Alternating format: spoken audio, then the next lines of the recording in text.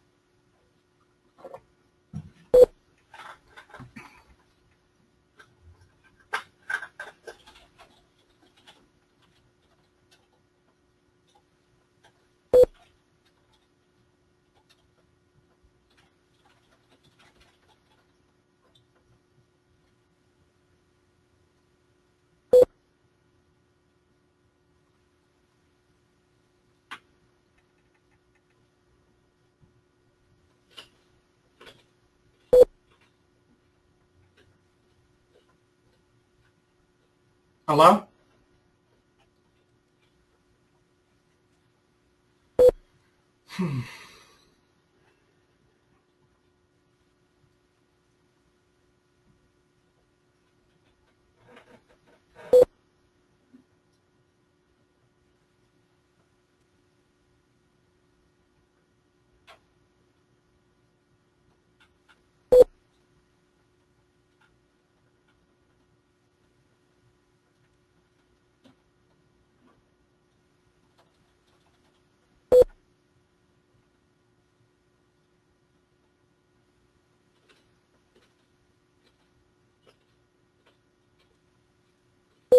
Hello?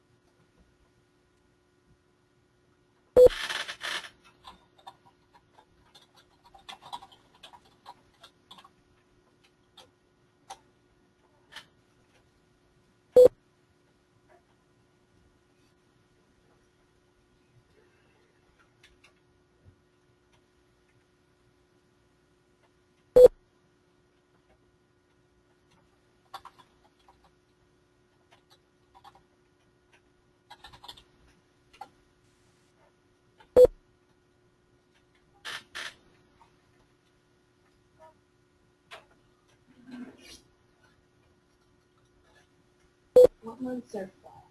Tori, can you grab Justin real quick? September, October, November. Hello?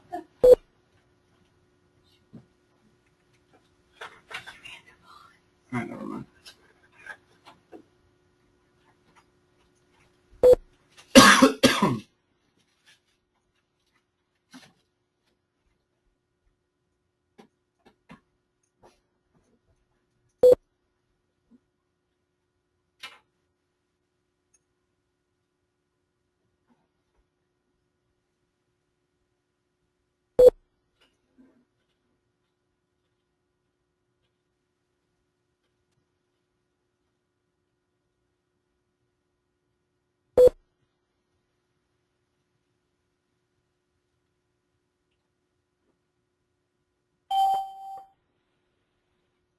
Hello? Hi, Chris? Yes. Hi, Chris. It's Patrick with UPCO. How are you? Good, Patrick. How are you? Pretty good. Yeah, I wasn't sure. Were you having issues connecting, or did you walk away from the computer? I heard it going for quite a while, that annoying local download. So. Oh, no, I dialed in okay, but I had started the GoToMeeting and then walked away online. Oh, okay. That's fine. Yeah, I was just listening to it run for a while, so I'm sure we're good. So. Gotcha. Where are you at currently? What location are you calling from, Chris? We're in St. Louis. You're in St. Louis. What's the weather like right Yep. now this time of year? Actually, it's St. Louis is weird, man, because it is completely up and down. If you don't like the weather one day, just stick around because it'll be different the next. Yeah, I was going to say I couldn't think of of what I expected my answer to that question to be. So. Yeah, we had 3 inches of snow on Saturday, and by Sunday afternoon it was totally gone, and it's 50 degrees out right now with a little bit of drizzle and rainbows when I was driving into work. So you never know. It's probably going to be cold again next couple days, so you can never figure out this time of year. Yeah, for sure. So. And where are you guys at? We're in La Jolla. It's north of San Diego, in California. Okay. So yeah, weather-wise, but I am from the Midwest, so I understand what different weather means. So most of the people around here. Around here, people close offices if it rains, so it's a different mentality.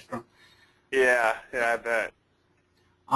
First off is the meeting. Can you see, I'm assuming your primary domain, you see it on the screen? Are we good? You see my mouse over switch? I see the switch side up, yep. Okay. So on that note as well, so just to give you an overview of the premise of this meeting from our end, this is a basically 15-minute capabilities overview on our end. Introducing, basically introducing a technology at a top level, and from there we, would have a deeper dig on practical usage, added value, and a much deeper technical dig would be the likely next step from there. So that's the premise of our conversation from our end. So. My first question to you is, would you just, I am familiar with your company as a whole, but if you could tell me a little bit about your direct role, assuming I don't know if the title I received, digital strategist, if that's still accurate, or what that entails with your organization. Yeah, sure. We have about 120 people in St. Louis. Our largest clients, though, are mobile tour sampling programs for 5 Hour Energy and Glasso. It has vitamin water. We do tons of traveling tours for sampling at events, at concerts, pretty much any place you can think of. There are interactives and websites that go with those. A lot of them are actually in the sampling program themselves or on the truck or at the event. We also do a lot of just regular website work. We do have an interactive department now. I'm a digital strategist. We do have 2 project managers, 2 programmers, and 2 digital art directors. And we have a UX guy, and another guy who kind of runs the department. Some of them may be in and out in this meeting, so you may hear them come in and out. But as of right now, it's just me in here. I'm always looking to hear new things and see what's going on out there. So we do have a few clients that are digital only, but a lot of them will do digital within larger projects, like some of those sampling tours, like a large trade show or expo, sweepstakes type stuff. So we'll send a lot of, do a print campaign, and then there's a digital component of the print campaign where they go online and register. We do a lot of that for our clients. But basically, we do a lot of variety of stuff, a lot more variety of stuff than a normal just agency would do. Our office is quite large. We have a big open warehouse area that looks a lot like Monster Garage. There's a lot of welding going on over there, and a lot of building. Yeah. A lot of customization to tractor trailers. Some of that you'll see on the website. We have a large format print shop here, so we can print on vinyl graphics and then take those vinyl pieces and then apply them to trucks and tractor trailers and cars. So we do a lot of vehicle wraps with the sampling programs. So that's pretty much it in a nutshell. It's just quite a wide variety of stuff that we do.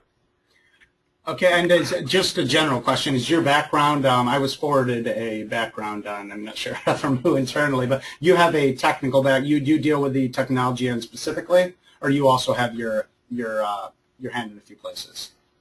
Well, I've been here 12 years, and I've been an interactive producer the majority of the time. So that means I am dealing with identifying the technology, identifying the ROI, setting the budget, setting the schedules, working with the clients.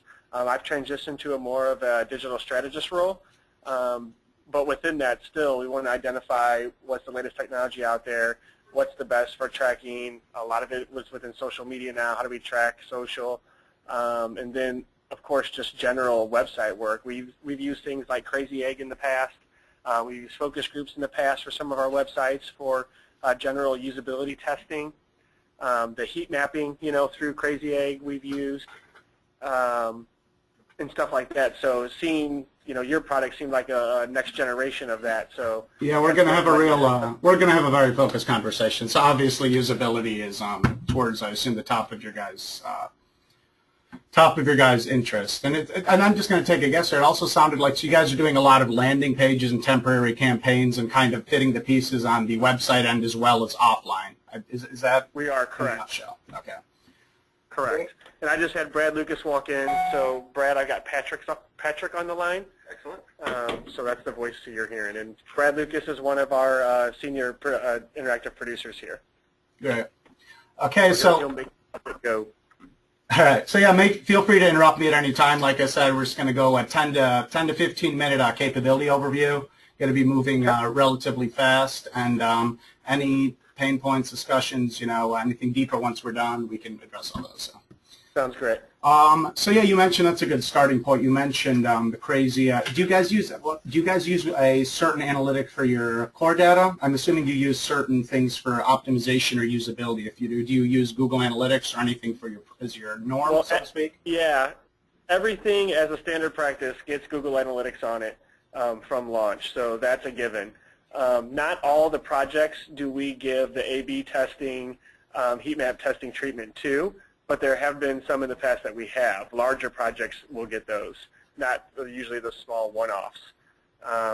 But yes, obviously we have done those in the past, including focus groups.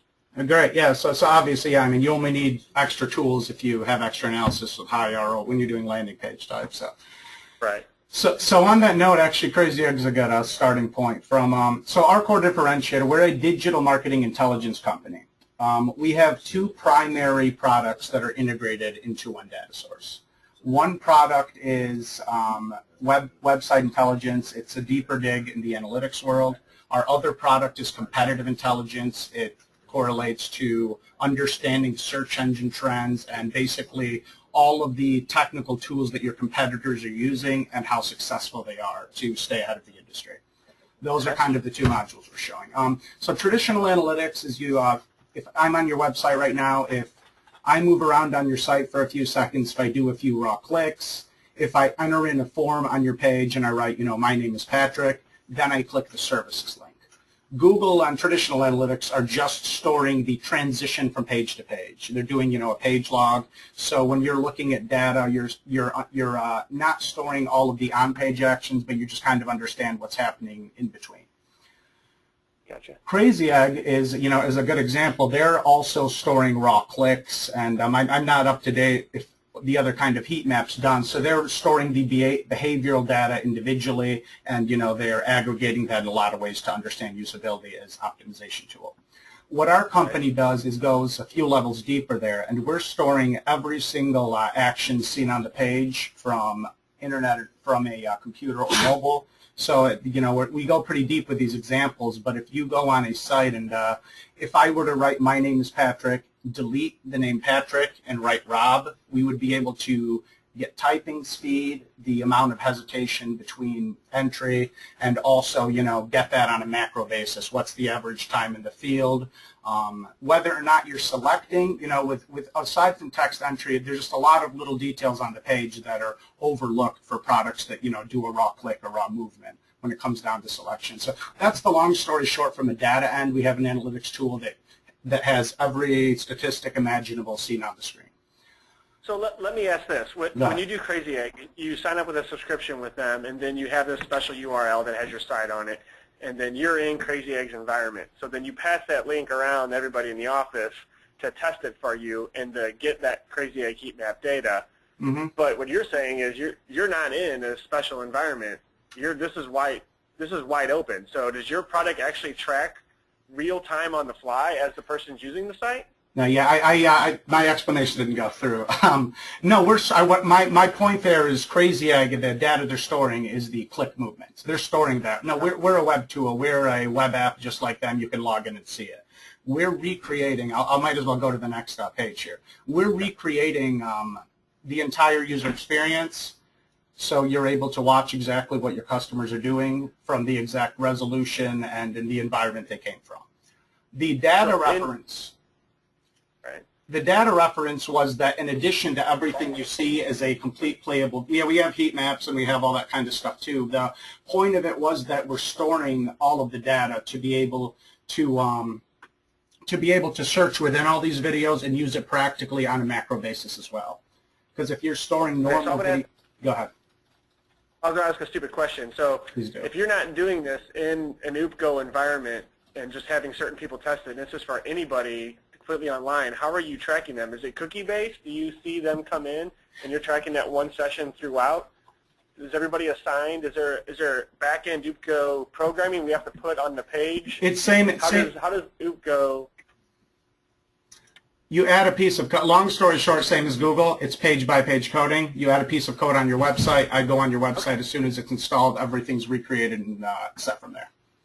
There's no local downloads. There's no extra load on this. So yeah, that was the big differentiators. Every data record is also playable. So you can get a much, much deeper insight and data analysis that's supplemented by the visual recreation.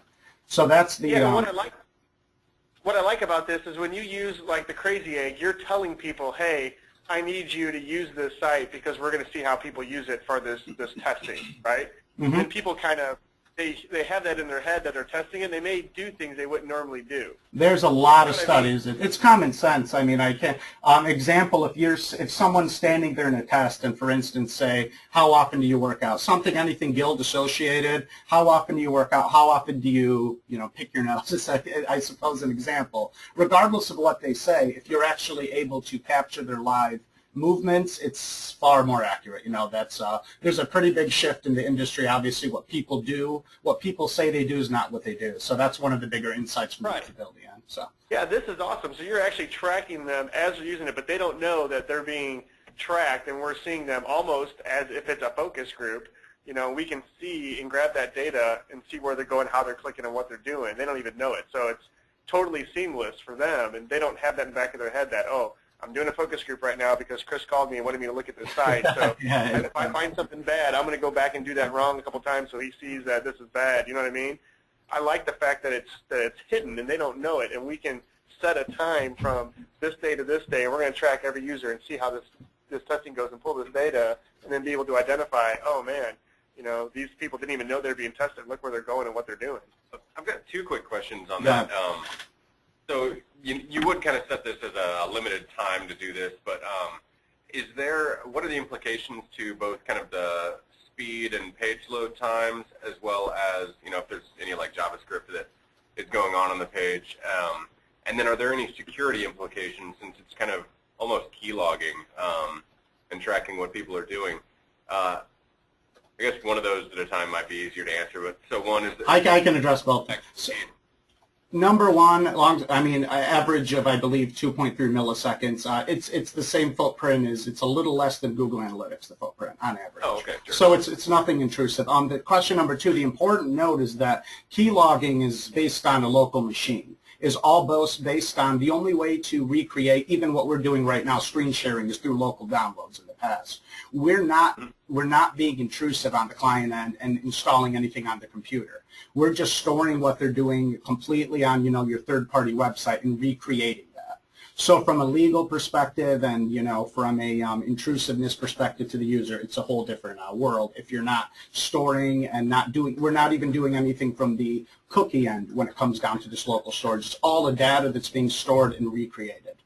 On the intrusive end, legally, we can't do passwords, financial information. Aside from that, I would say 5% of sites.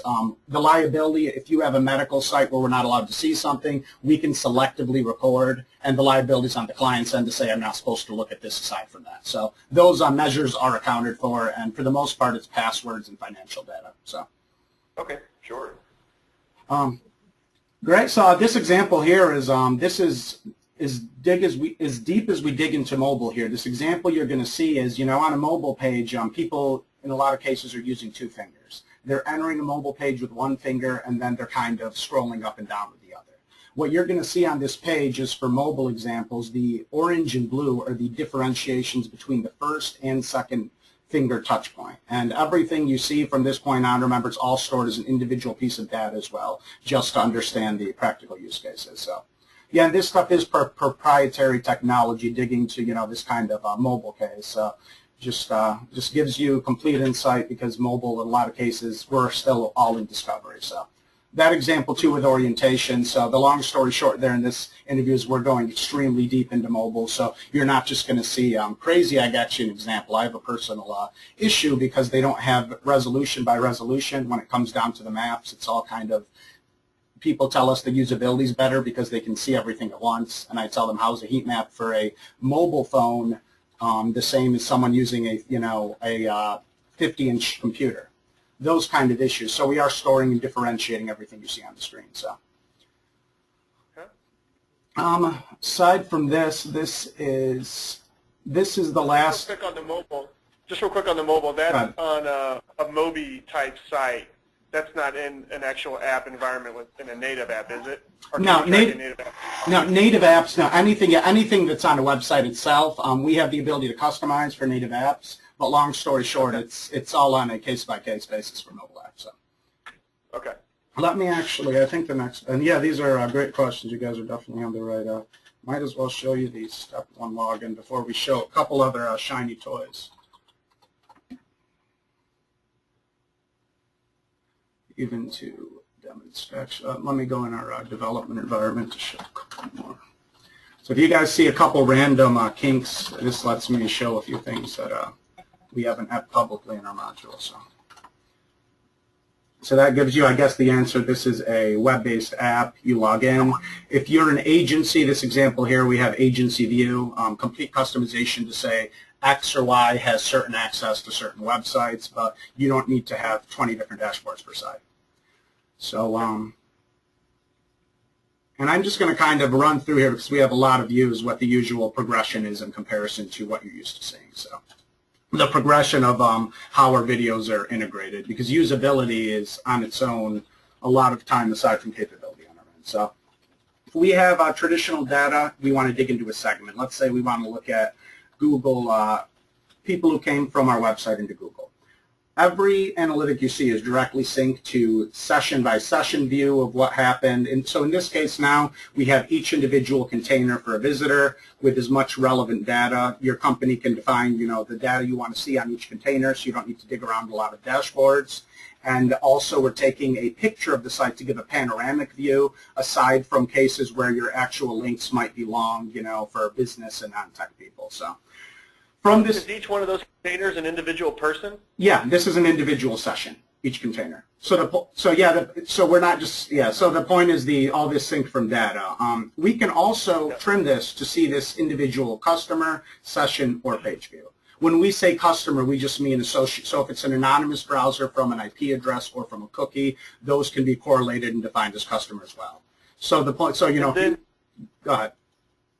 Also, now they're reviewing the individual visitors. Can you collapse it and see what all they did at once? So to see like a full view.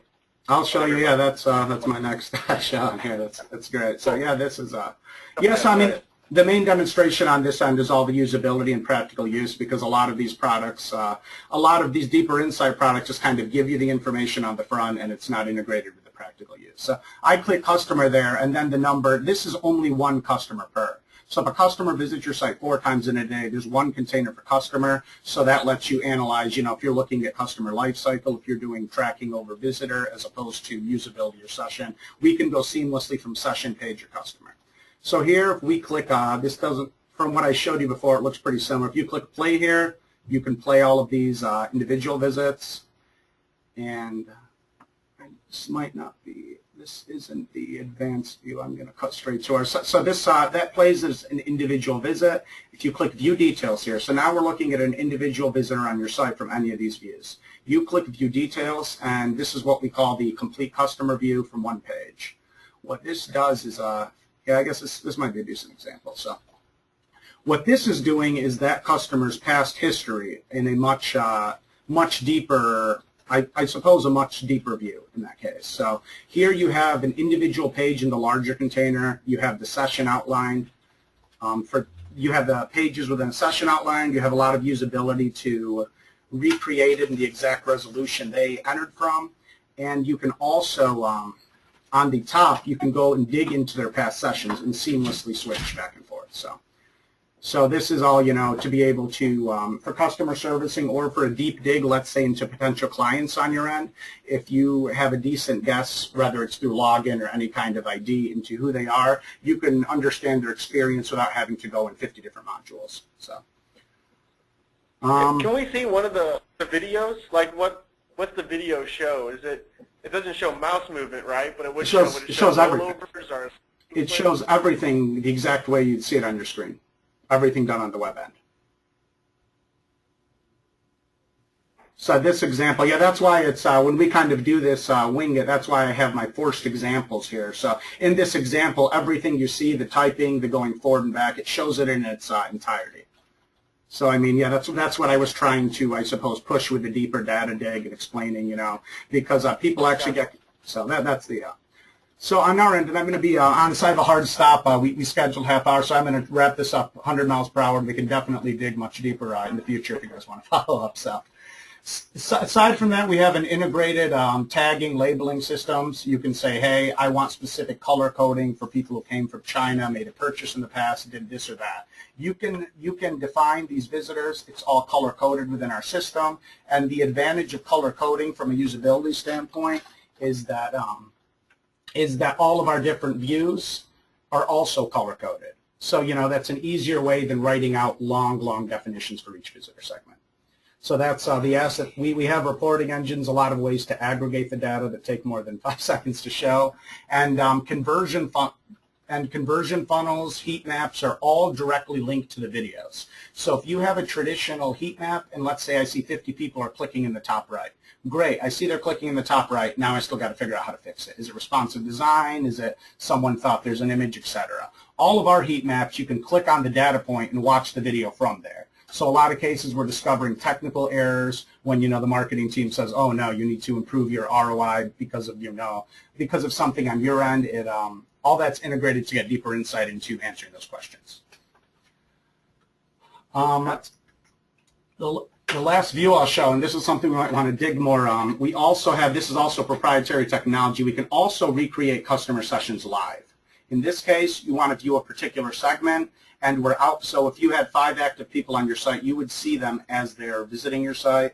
This is all integrated from the same dashboard. You click live activity.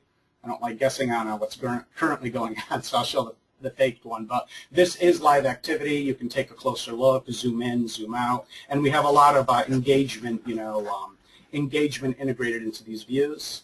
I click view details on any visitor. What are you showing there with the brown dots? Is that, do they get darker the longer the mouse stays in one spot? Is it darker the more times that area is clicked? Are you referring to this? Are you this brown dot? Yeah. That's representing a click. I think that's the only non-natural element. So when they do a click, we keep it sticky for a few seconds, just to get the idea. Gotcha. Okay. So yeah. Does it get darker the more people click on it? No, that's within the heat map view, not on an individual session. We do have heat maps in this month. So at this point on our end, I mean, the best, the digital competitive intelligence, the long story short of it is we provide for you guys competitive tracking. We have a database that has 180 million website domains, approximately 5 times as many as Google's. So we have a big list of all the websites on the internet, and you're allowed to search through and understand, the social media usage, the analytics usage, page load speed, to let you pinpoint on your competitors and improve your internal processes. That's the really top level of our competitive intelligence. So this is integrated into one on our end, and if we have interest in a follow-up, I'd love to dig deeper like you guys would want to on our end. Okay. No, I think the overview is good. I think there's definitely applications for it too, because of the non-intrusiveness of it, and the fact that we're actually using real customers' movements and clicks instead of setting somebody up here in the office and saying, "Hey, I'm going to use you to test this site. Please click through it and then let me know when you're done." There's something, the transparency of not letting them know and having real customers use it is really intriguing to me. I don't know if I have a specific project in the plans right now, but I do like this. Yeah, and you guys really hit the nail on the head when you talked about for specific. This is completely customizable. We have everything in one data source. What that means is if you want to throw it on one landing page on a temporary basis and you want to disable X, Y, and Z module, you even want to only see mobile traffic, we have those capabilities to be very flexible for practical usage. Because we say it's a microscope, you might want to add a microscope to one section of your website until you fix it. You might want a microscope on one end. So that's just an important note for anyone who's afraid of kind of getting a data overload and having to use it in all instances. So, on the competitive analysis, how do you, I guess, how do those competitors get selected? Is that something that is done on your end? Maybe the top 3 competitors that seem to be aligned with that same brand, or is it something that we or the client might be able to provide? Because it sounded like you have a large database of statistics of competitors, but do you see my screen currently? I'm sorry. Do you see? I just put in its auto search. If you want to pinpoint any specific competitors, you put in terms, searches through their domains, and you choose them from there. And this is the very basic view here too. So if I want to choose a particular website, I add it to a dashboard. I select the ones I want to take a close look at, and I can click compare sites from there. And that's the starting point, the premise behind it. The only thing is you can also define industry, and you can look at individual competitors. So you have flexibility to choose keywords and search through that yourself as well. Okay, sure. So let me ask you guys, is for a next step on our end, are you guys interested in a follow-up and maybe even kind of finish my top level, or is that something you guys would have interest in to potentially get in the books at the time, or what's your guys' thoughts? Yeah, I mean, I wouldn't mind. That's totally fine. Like I said, there's projects coming all the time. I don't have one particularly in mind for this, but this type of technology is a step. I think a step above what we've used in the past. Let me say it that way. And if there is another application, I would like to suggest this. If another opportunity came up where we had a big enough site and we needed to do some A/B testing or focus group type testing. Yeah, I think this would be really useful in planning for something as well, and kind of overhauling a site. So especially something as big as an InfoSec. Yeah, exactly. So I mean, while there's potentially some things that would be coming up in the next few months. I think once we know a little bit more, this would definitely be something we'd look into. Why don't you keep my email address and send me any newsletters or any communications you guys send out to keep me in the loop of what you guys got going on or any new additions to the product. And what I'll do is I'll go back and share this information with the rest of the team and just kind of keep it top of mind, and then we'll see where it goes from there. Okay, so, and you want me, so I'll attach a couple short overview docs, that kind of thing for? Yeah, that would be As well. great. If you have any, demonstration marketing materials or one-pagers you want to send me that I can share, that would be awesome. Okay. Yeah, no problem. I just, any case with our product, any high-end technical, just the differentiators in the live, it's just, it's always the struggle to clarify it because we have a lot of competitors who write, bring your website traffic to life, meaning showing one piece of data, and we're actually doing that in cases. So I just always try to show the actual view, is initial before those. But yeah, I can definitely send you that, and from that point, you can reach out if you want to take a deeper dig and, look into other potential uses. So That's great. Like I said, keep me in the loop too if there's any new things you guys launch or any new features. yeah, definitely. Thanks so much. All right, great talking to you guys, and I'll get an email up to you guys by the weekend. Thank you. Awesome, Patrick. I appreciate it, man. Thank you. Thank you. Bye.